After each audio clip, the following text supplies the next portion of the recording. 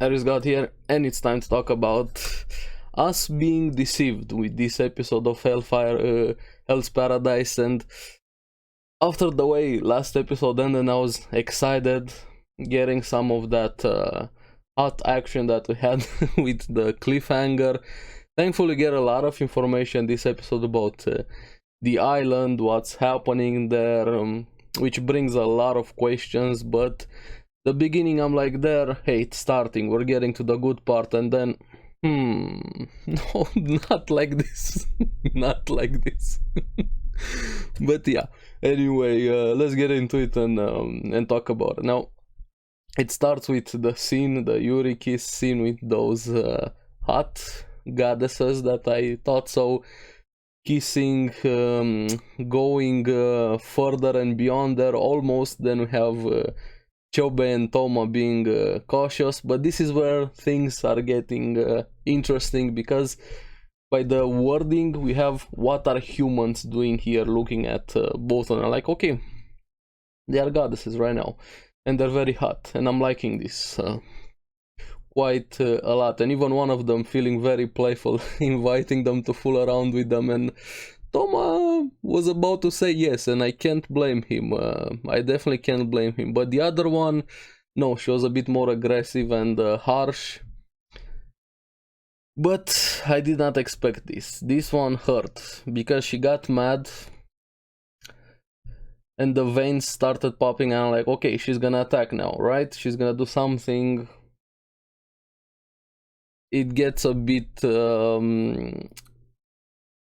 spicy, and it turns out she is in fact a man. I'm like, no, not like this. No, why? It started so good and we've been bamboozled.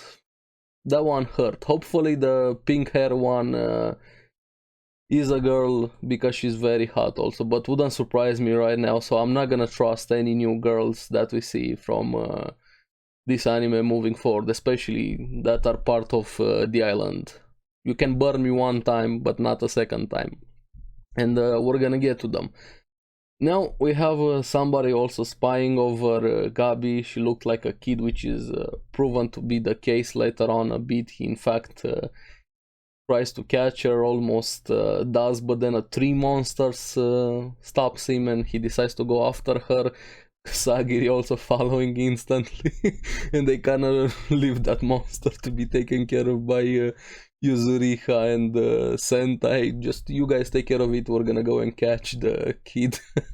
But what was interesting is how cautious Yuzuriha is, because she instantly threw Senta's glasses away so he couldn't see anything, as in her techniques, and her techniques make her wet. Literally wet. Apparently it's some liquid ninjutsu sweat. I don't know how to classify it, we don't actually see it, but yeah, things got wet, definitely there. Now, hopefully we're gonna get to see her actually fight, because we haven't seen her properly have a fight, at least so far. I'm curious how strong she is, what her techniques are, but maybe we're gonna get there in later episodes. Now, that kid was getting even more interesting with the more the chase was happening, because she was even able to flip Gabi, even he was dumbfounded. She flipped him over his head there, but she seemed to be just a normal kid with something mysterious about her, and Sagi was the first one to realize, trying to calm her, and I think Gabi would have died there probably, because the kid threw a nen punch, so to say, and I was like, hey, is this gone? Throwing a rock paper scissors Jajanken punch at him. He stops her, but he took damage. He actually coughed some blood, so that one hurts. Coming from a kid shows how powerful that kid is, or the technique, which we're gonna get here. Seems like we're gonna get a power system moving forward. Now Gabi gets a bit mad and serious, uses some roots to catch the kid, and telling her, don't force me to do more, and kind of makes her cry. Shows how he's not able to be around kids. He's not able to treat them properly, whereas kids, considering his background, his history, he still has a lot of emotional growth to do, which I like. He's doing more and more thanks to his wife, and also thanks to what he's experiencing right now on the island. But we also have Yuzuriha and Senta catching up, the kid crying, Sagiri trying to calm her. And the curious thing, we have the tree also being able to speak, asking for them to return the girl to him, offering everything to them, food, whatever they needed, water, and Yuzuriha instantly refusing until the tree said, there's a bath. And that was the thing that sealed the deal. And so far, Yuzuriha is still my favorite character in the series. Now, thanks to this, we get some exposition, some information on the tree. Apparently, that village 1,000 years ago wasn't destroyed. Yuzuriha, all she cared was about the bath. Give me the bath now.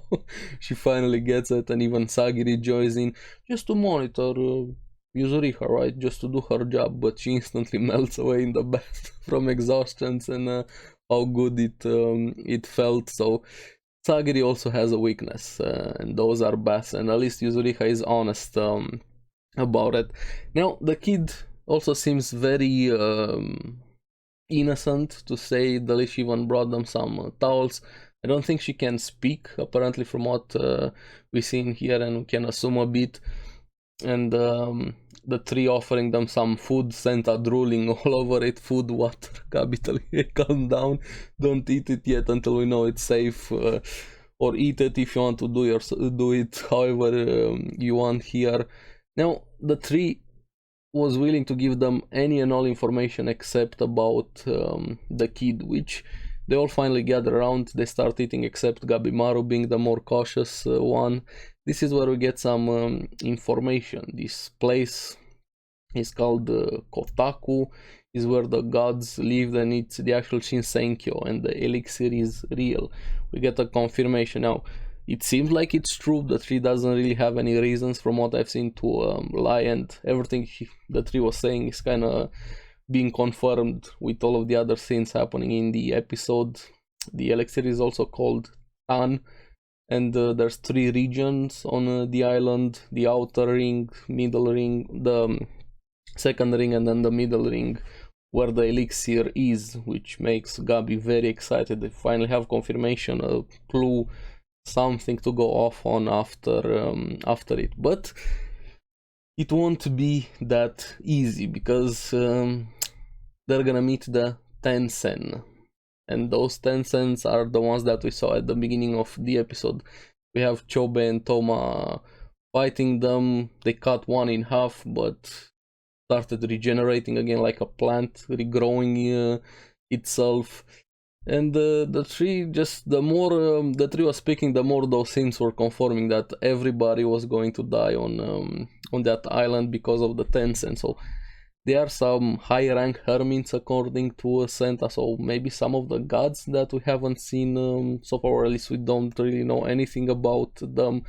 They defeat Toma and Chobe. They even throw them in a hole there to turn them into flowers. Toma trying his best to save Chobe, but apparently the lives from the flowers are the source of the Tan, as in the source of the elixir, which kind of makes sense. You sacrifice something and you use that life force for power, which is gonna be very interesting. Now, this Tan also seems to be like the power system we're probably gonna get. Maybe when you drink it or you get some of that power, you develop actual skills, powers that we've seen here. Maybe that kid also, that's how she was able to more than handle Gabimaru, punch him, and even flip him around there. Hopefully they're gonna expand more on this, and how those Tensen are able to regenerate. Were they humans at the beginning? Are they gods? Are they something else? Plants becoming sentient? I have no idea, but things are finally moving forward with the main story. Now we have some more relaxing time.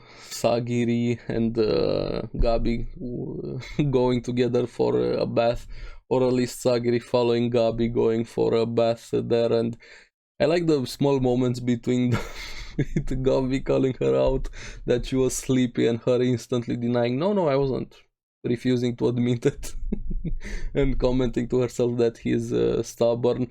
Now we also get the names, Hoko being the tree and the girl is May. Apparently they were born on this island, and this is where we also have Gabi walking into the bath, and the girl was also there, of course, a cliche moment, and he instantly was starting undressing. He used to it from the village. Nobody had time to worry about gender and being embarrassed about things like this, and we see how full his body is of scars. It's probably be harder to find a cleaner space without scars than to find one with scars. And even the girl has a big scar on herself and not very well clean, which kind of felt like they were adopting her at some point. Felt like Sagiri was the mother and Gabi the reluctant father there. Sagiri starts taking care of her, teaching her how to take a proper bath, clean her hair, dressing, and everything, and even taking care of Gabi. But this reminds him of his time with his wife and shows how well they work together with Yui, his wife, and how much he cares about her and how much was the driving force for the change he started experiencing after they met there, with Sagiri also having the same words, telling him to rest, and him remembering his wife also telling him the same thing. And the cute moment where he's like a cat and he doesn't like water. But I have to give him credit, he's very honest and he sees the person, not the outer appearance, telling his wife, don't hide the scar, it doesn't bother me, be yourself, that doesn't matter to me. And that one touched her quite a lot. It meant to her immensely, even though she tried to hide that it didn't mean that much. That was a sweet and wholesome moment between them, and he told the girl the same thing, don't be embarrassed over your scar. And it even shocked Sagiri. That's I didn't expect that from you, but yeah. And even the girl starts warming up a bit to Gabi there. Hopefully we're gonna find out more about her. Did she drink the elixir? Can she talk, or can she not talk? A lot of questions surrounding her. And Sagiri thinking that Gabi might not be a bad person, or at least he's slowly changing, and him finally having more driving force and motivation, being focused to get back on his wife, and having a way to do it now that the elixir apparently is real. So yeah, this was a very interesting episode. It hurt, the beginning hurt that we got bamboozled there. I'm really curious what you guys that have read the source material. I bet you're grinning knowing that us anime only did not know that was coming. What was your reaction when you first read the story? And if you're anime only also, from both of you, let me know down in the comments below what you guys thought about that, and overall the episode. What do you think so far of the story, everything that has been revealed here? Let me know down in the comments below. So always, thank you very much for watching. Remember to like and subscribe, helps me quite a lot, and you guys get the latest videos on the series that I follow. So keep enjoying Hell's Paradise. It seems like a lot of interesting things are coming, and feels like we're just beginning. Make sure to check out the podcast, Because Anime. Once again, the next one. Bye bye.